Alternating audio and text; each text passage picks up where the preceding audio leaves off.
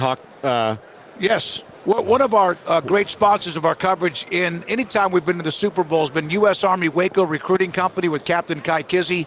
And this is a great segment to have with, of course, U.S. Army Green Beret Nate Boyer, former Texas, always a current and former University of Texas football player. We've had you on many times. How Yes, you sir. been? How's life? I'm good. How are you guys doing? Doing really well. Doing awesome. really well. You know, I just realized that you were probably one of the only people on earth that you are a Texas Longhorn and also part of a 12th man.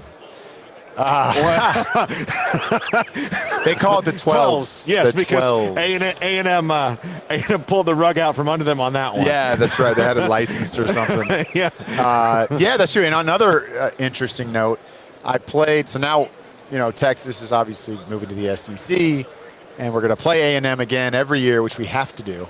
But the last game Texas played against A&M was in 2012 at Kyle Field. Yep. And it was the only time that when I was at Texas, that I got to play against them, right? So I'm on the sideline, you know, standing there in uniform, and all of a sudden I hear this very familiar song that the A&M band is playing.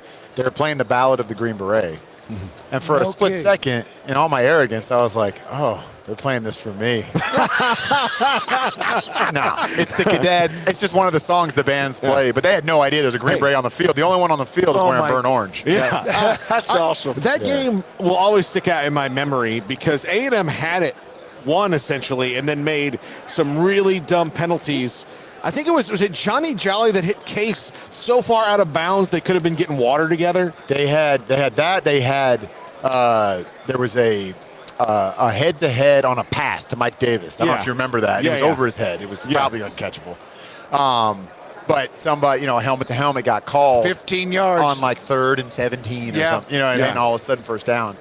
And the rest is history. Justin Tucker from 40 yards. That's where the legend began. Yeah. You know, and then Tuck hasn't missed a kick since. You know what I mean? I don't remember the last time a University of Texas kicker, I'm a lifelong Nebraska fan, and they've daggered them many times, missed a kick when it was a critical moment. There may have been one when they kind of went through this little struggle. Yeah, but I don't. But you might not be wrong. Even then, it was Dicker the kicker. Dicker the kicker. To beat, he beat OU. Oklahoma one time, and so you're a veteran of this right now. You've been doing this, the Radio Row, and now what are you working with Jay Glazer? Is that right? Yeah, on MVP. Yeah, trying to merge military veterans and athletes from jerseys or what they wore, camouflage, fatigues, whatever, into real life. That's not easy to do. That's a tough transition. It is a tough transition, and it's like, I think some people think it's a real tough comparison to make when you first hear, because I did. Like, you can't compare war and sports, you know what I mean? But, like, that's not what we're talking about. We're talking about the person who puts that uniform on every day, you know, who sacrifices quite a bit to be elite, who has that camaraderie and mission, and someone that their career typically ends pretty young, and you feel like you'll never be great again. You sort of peaked. That's very similar, you know. And so what we're doing with MVP is we're recreating that locker room, giving them that, I guess, just that community, and reminding them of, like, who they are. Like, they're the person who sacrificed so much to get to that point. They're the person who beat out everybody else. They're the person who didn't quit, you know. And then maybe one day, like me, they did get cut, you know, or their time ended in the military. And you still got a lot of life left, and you're still that person. You're still capable of so much. So it's like, what are you going to do next? Let's figure this out together, walk this walk together, as Jay likes to say. And, you know, just like you didn't do in the military, you didn't do on the football field, which is quit. Like, can't quit now that that's over. There's still a lot of great things you can do. You know, day one after a military career and an athletic career is kind of the same thing, because if you're an athlete, everything is structured. Like, there's in the military, it's even more so. Like, you never once had a day as a Green Beret where you woke up in the morning like, hey, what are we doing, Sarge? And like, whatever you want. Yeah.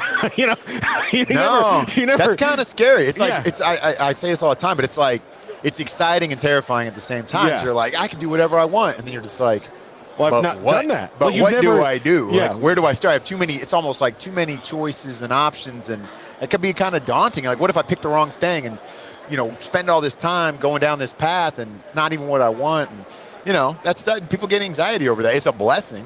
You know what I mean? Like, it's not like that everywhere. We're very lucky to live where we are and have what we have, as imperfect as it is, to have those opportunities. And that's because of, you know, our forefathers that, you know, fought for that stuff. But at the same time, like it's, it can be intimidating just to sit there and think like, well, what?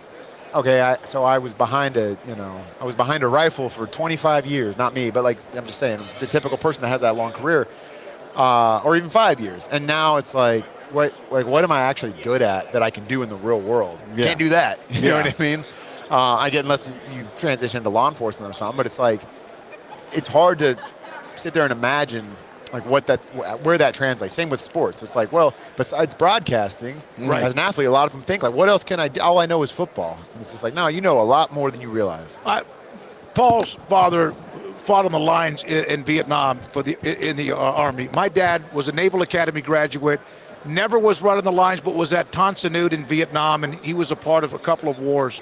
But he was a long time career. Yeah. Military. He struggled. They tried to get insurance. It's not the same. And he really struggled with that. I wish you would have had somebody at that time understand because of the protocol that you have as a military man. Those guys, I mean, the ones who did the most work for veterans were the Vietnam vets because they were not treated well. Guys came back from World War II.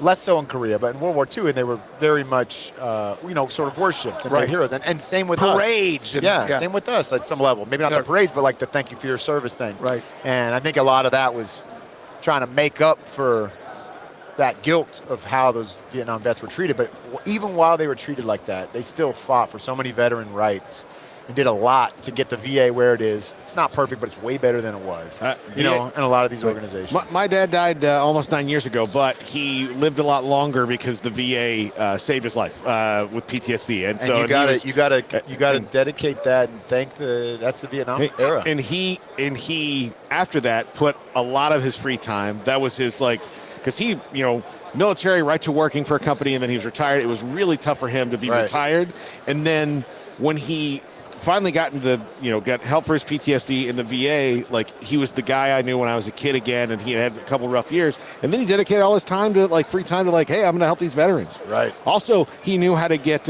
people to help him build a deck because they were bored at the VA, and he went and said, hey, I need help, building this fence. Are you talking about a pitch deck on your laptop or a physical deck? And he had a guy come, and he was a carpenter before he went in the military. His dad was a carpenter, and he knew all that. He went in the military, got hurt, and they had him doing this occupational therapy where he was making bowls and stuff, and he's like, I'm gonna go nuts, and he's like, can I just take him out here and have him hammer some nails that he wants to do? It's great. So that's very cool. Nate, how much of what Jay Glazer has publicized, his depression and things like that he's fought, do you think led him to this part of what you guys are doing? I think a great amount. I think a big piece of it's that. Also, he was in New York during 9/11, and so he remembers the jets flying over, and he's like, that's a key memory for him. Because he was afraid. They couldn't find his best friend who had passed. They didn't know that yet, but they were looking for him. But he said he heard those jets and saw those jets fly over, and he was like, "Oh, thank God we're safe." You know what I mean? Just like that feeling of we're going to be okay. It's going to be okay. And so obviously the connection with sports, MMA and football. Sure. For most of his life, he's worked in that space, and he's very tight with a lot of those players that have struggled. And coaches even that struggled when it ends, because that even more than the military, it's often not on your terms. It's just you're just cut one day, That's right. and it just happens, and you're just you're not prepared. If your phone may not ring again. No, and if you're thinking about Plan B, you're not focused on Plan A, so it's tough to do that. People are like, oh, you gotta have a backup plan, but I mean, I hear that. But when you're in it, you can't think that way, or the backup plan's gonna be happening sooner than it should. I've heard players say that if you ever think about retirement, you are retired. Oh, that's interesting. I haven't heard that. But that makes sense. Yeah. Oh, that makes sense. Yeah. You played for Mac Brown. Yep. Who is still going at North Carolina. Yeah. And still very Mac Brown. Yep. Love Mac Brown. Love and you also played for Pete Carroll, who is now he's having to do a little of that. If I played for the two coaches that coached against each other in probably the greatest college football game ever, at least one of them. I think top so. five, And individual championship performance. game. Yeah, for sure. Unbelievable. What is it? I mean, to be a former Pete Carroll player, to think about the Seahawks not being coached by Pete Carroll. Yeah, it's hard to imagine. And I was only there 5 months, right? Yeah. I was there OTAs, training camp, preseason, but enough to get a sense of like how it works down there, the culture. And it's very much, and I've been around and spoken to a lot of other teams and been around it at some level. And I don't want to say I know because I was in the locker room for a day or two. Yeah. But it was different there. It felt that college culture, that camaraderie, really getting to know your teammates. That was really important to Pete, and it showed. And then like this positive style of coaching, where it's like he went through the stressful, with I think the Jets and the Pats, right? Right. Where he just was a high stress guy. And it wasn't fun, and he didn't win. And then he went to USC, completely changed his methodology. Started working with sports psychologists, and just like, I don't want to be like that. I don't want to feel that way. I want to have fun. This is supposed to be fun, and it just sort of transformed the way that he coached and the staff that he built. And then they almost won 3 straight natties. You know what I mean? Absolutely. And then he goes to Seattle and builds that. And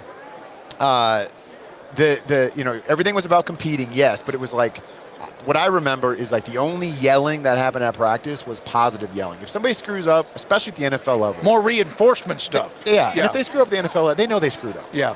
You just like dog cussing them and throwing your hat. It's just going to create more of an animosity. They're going to be playing on their heels now, trying to not make a mistake. Instead, just take that player aside and be like, hey, if you don't fix it, like, you're either not going to play or you're going to be gone. And you know that. So, we just got to fix it. You know what I mean? It's that simple. And that's it. And I think that when you respect and treat people that way, because these are men, you know what I mean?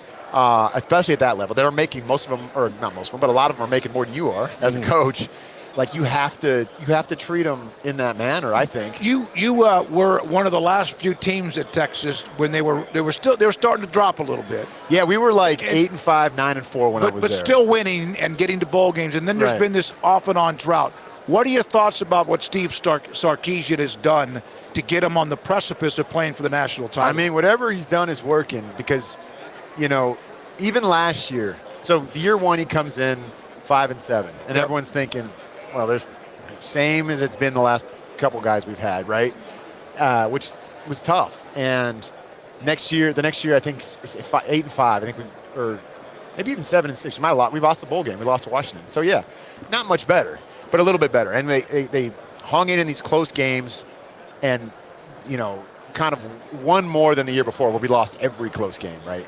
And then this year, once again, it's not like our numbers were off the charts, but we were in a lot more close games, but we figured out how to win. And Kansas State, Houston. Yeah. Oh, yeah. The only one was TCU. Oklahoma. Yeah, TCU, yeah. And Oklahoma, we should have won. Oh, yeah, that was crazy. We had the ball late down there tied. That was a clock management thing, and I bet Sark would own it. But all we had to do was run the clock out and kick a field goal. And he was trying to go for the, for the jugular, and we gave him too much time. We gave him a minute 20 or something, and they went down and won the game. The Pete Carroll culture guy. Yeah, exactly. He knows it. So but he's he's Saban. He's at the next level. So he's doing the result speaks for itself. You take a team to the playoff like that, and you're 4 downs away from going to the championship game, and we didn't even play well against Washington, and we still could have won that game at the end. And that was one of our worst. We looked terrible out there. Makes them a little hungry during the offseason and the signing day today to wrap up a great class. Merging vets and players. Jay Glazer, this, of course, Nate Boyer with us on 365 Sports. Go to vetsandplayers.org. Yep. There's a gala coming up in April in Dallas. You want to register for that if you can to be in Dallas. Thank you. And if you have the opportunity, please watch the MVP movie. So it's available it's on Paramount Plus, it's on Apple TV, it's on Prime. It was my directorial debut. Awesome. I shot it 3 years ago in the middle of COVID. It came out last Veterans Day, but it's available streaming now, and it really tells the story of how MVP started. It's about a Marine who was living in a homeless shelter and a former NFL player, first year out of the league, and they're going through those same struggles, trying to figure out who they are. And the cast, besides Jay, Tony Gonzalez, Randy Couture, Michael Strahan, Howie Long, and they all play themselves in this story, kind of telling their own stories. And then all the vets portrayed on screen are played by actual vets. And so it was a really authentic way of making this thing. And it did well. It's doing well. So please go see that movie, because you'll really learn about the genesis of MVP and what we're all about. Thanks for your time. It's always great to have you. You were on with us when we first started this new show, YouTube, back in April of 2020, one of our first guests. We appreciate you. I appreciate you guys. Nate Boyer with us. Again, it's